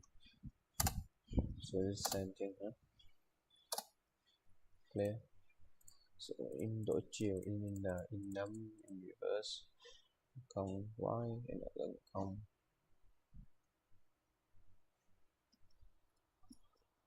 Chữ 10 là nó cộng vào. Reverse nên chữ 10 là nó cộng vào. Reverse C out, độ chiều. Return không.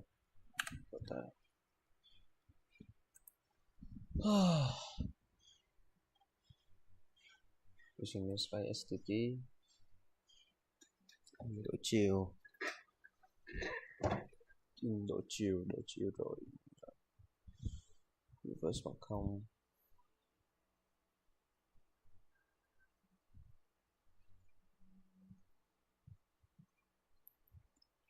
In 5 là 110.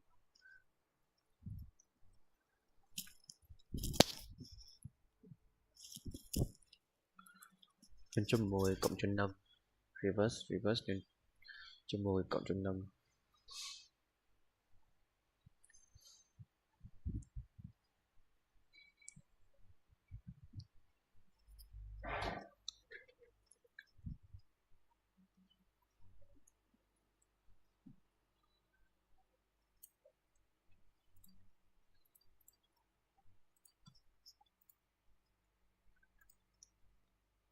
Nhân cho 10 cộng cho 5. Reverse.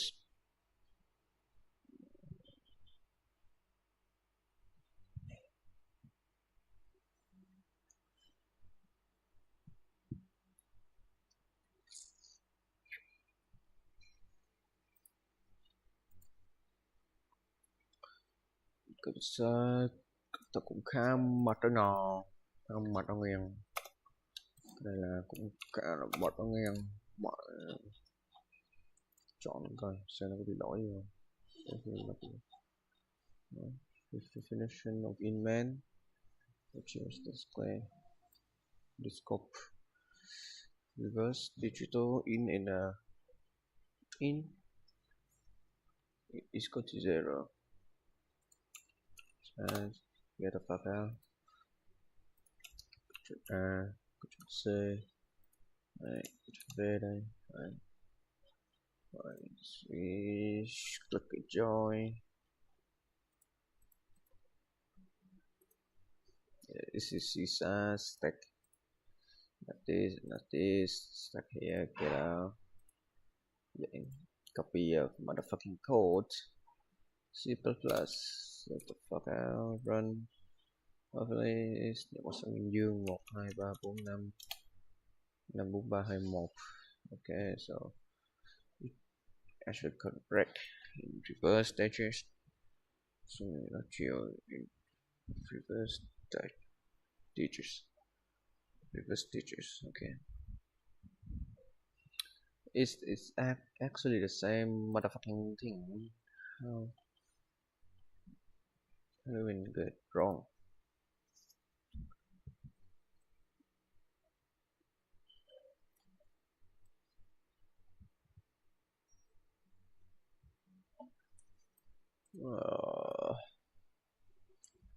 Đổi chiều in num đổi chiều của mình y chang in reverse stitches. Okay, in num. Oh, so I got it. Oh my fucking god. In num. So in num is basically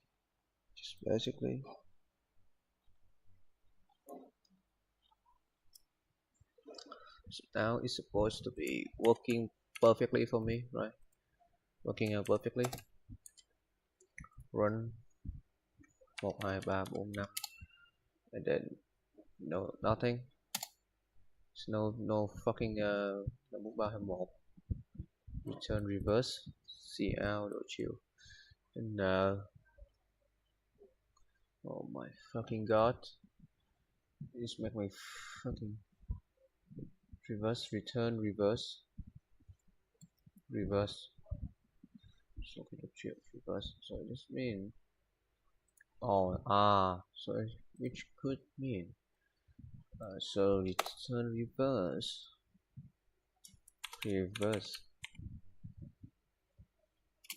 sẽ bằng đổi chiều in and sẽ bằng đổi chiều n ở đây so reverse see out reverse. Trước khi làm gì thì ta phải in trước return reverse thôi. Đấy, scale reverse and then run 1 2 3 4 5 and then 5 4 3 2 1. Wow, nothing happened. In reverse, square in reverse is equal to 0. Reverse is equal to 0. Why in the không? Yes, in touches in them. So reverse nhân cho 10 cho cộng trừ 5 in minus plus 5 minus 5 is fucking 10 and return reverse it is exactly the same thing. I don't have no idea how I wrong anything at all. I don't know what I'm wrong. I don't know which part is wrong here. Which part is wrong here? In reverse that change. In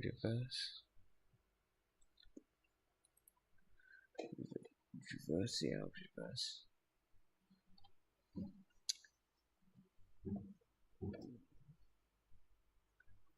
STD in dojo in reverse is equal to 0. Why? No, it's larger than 0. It's larger than 0. So basically, in numbers, it's a number that I 0 3.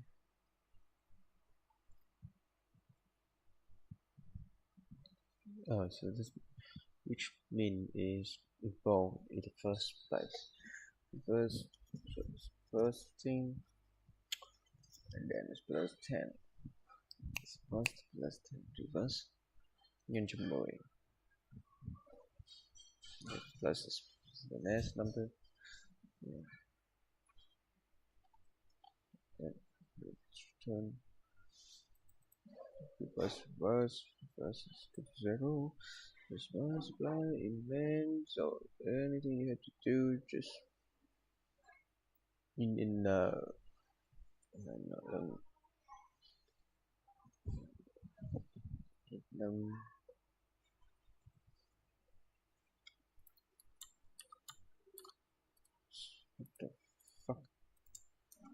Is this shit? Man. Dude. What is wrong with this shit? Or maybe I didn't. Oh, maybe I have to glue mat, right? Maybe include mat doc h is a little bit slower, but run now. 1 2 3 4 5. Okay, what's going on? See out.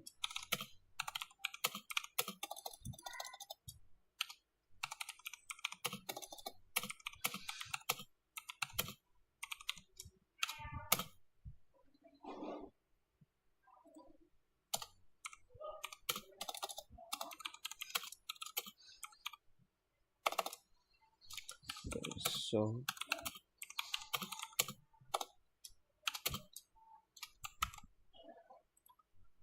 tôi chấm phẩy chấm phẩy đây see out reverse then run run nhập số bạn cần đổi 1 2 3 4 5 then it's just never be the same. Alright.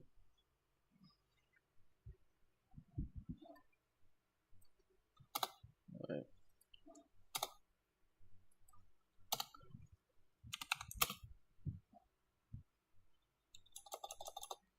Oh my god. What's wrong? What the fucking wrong with this motherfucking shit? Huh?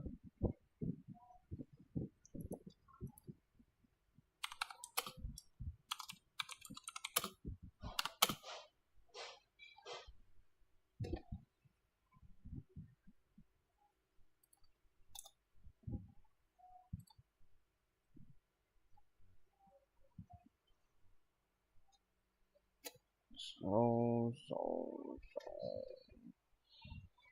chill in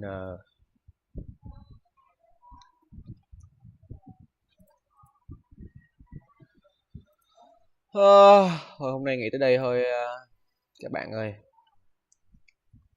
Hôm nay hơi mệt, hơi đuối xíu, làm mãi không ra, cày như kích.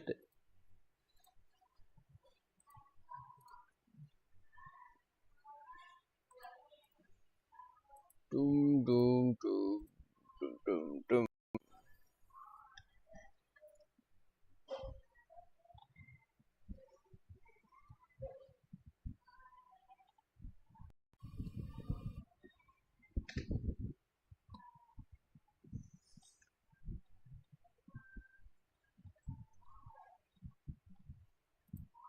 This is how Speed would look if hit the gym. No, but seriously, bro look exactly like Speed, except this guy got some more gains.